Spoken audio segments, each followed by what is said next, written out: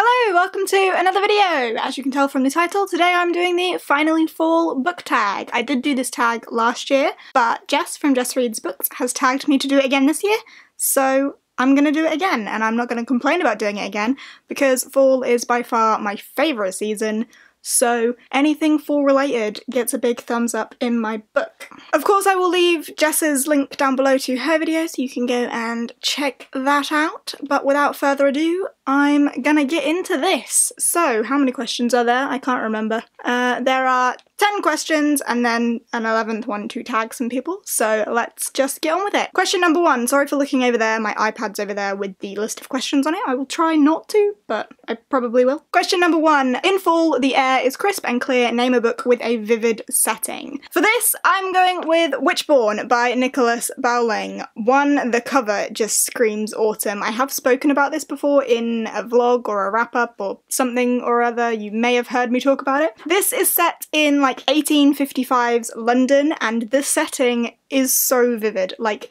the dingy, grimy sort of 1800s London really comes through in this, with the added eerie atmosphere surrounded by like witchcraft and the way women were treated as witches just for being knowledgeable women and stuff. Like the eerie atmosphere and the setting, just everything about this to me was so incredibly vivid. So vivid setting right here. Question number 2.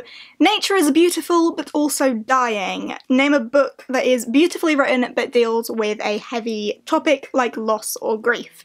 For this, I'm going with one that I've read relatively recently. I think it was absolutely beautifully written, and the whole plot surrounds a sister's grief. And that is The Caged Queen by Kristen Cicerelli. This is the sequel to The Last Namsara, and again, I've talked about this in a vlog. I think there was a vlog where I literally just read this. This was beautiful. This was one of my most anticipated releases for this year, if not my most anticipated release for this year. I loved The Last Namsara and the way that was written, and everything about this to me was just beautiful. I love the writing, I love the setting, the plot. The plot follows Roa, who is dealing with the loss of her sister, and this is all about sisterly love and how she holds on to the bond she had with her sister, and like that love is a bond that can't be broken, not even by death, and it's her coping with that.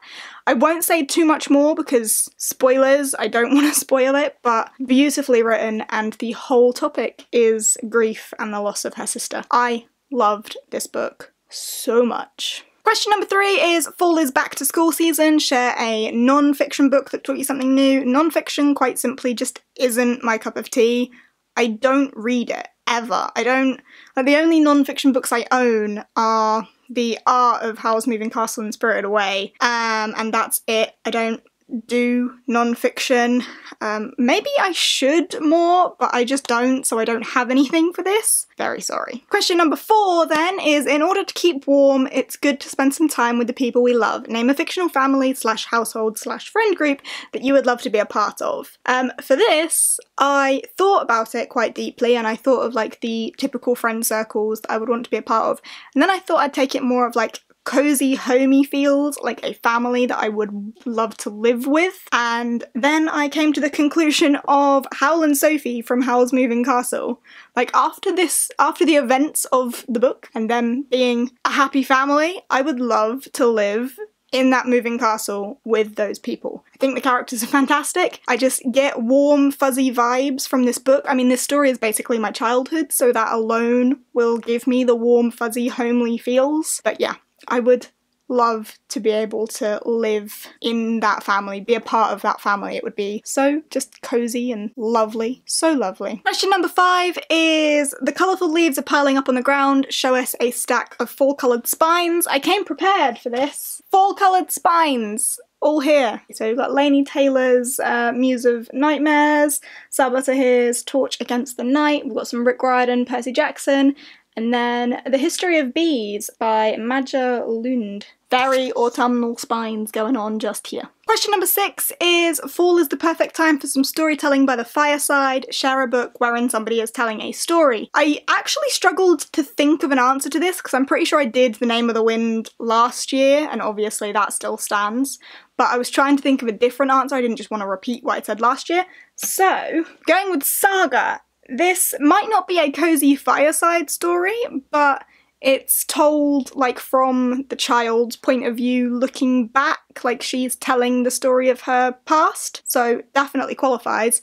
Great comics, by the way. Question number 7. The nights are getting darker. Share a dark, creepy read. I've read a few of those recently, but one that stands out to me is Vicious by Victoria Schwab. This is dark. This is murderous. This is slightly creepy, and what makes this even more creepy is how accurately it reflects humanity, how morally grey everything is. I could talk about this book for a really long time, but I won't.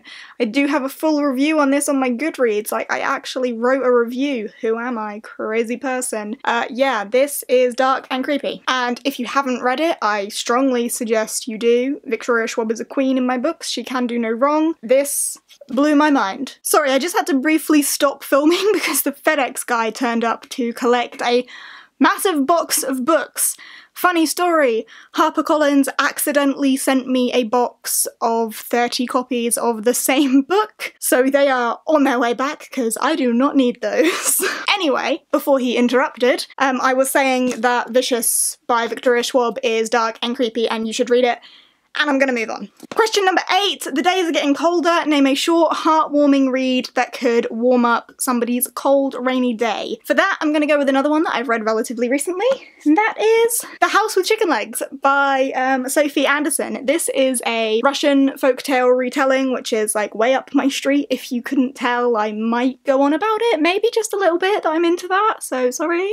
But this was delightful. This is a middle grade fantasy retelling of Tale of Baba Yaga and Baba Yaga's granddaughter, who is set to be the next guardian of the dead, and she's struggling with her fate being so decided for her at the age of 12, like she wants a life and stuff. It's just really heartwarming. I liked this. Again, this could probably fit quite nicely for the like beautifully written dealing with a heavy topic. There is some grief in here, there is some loss.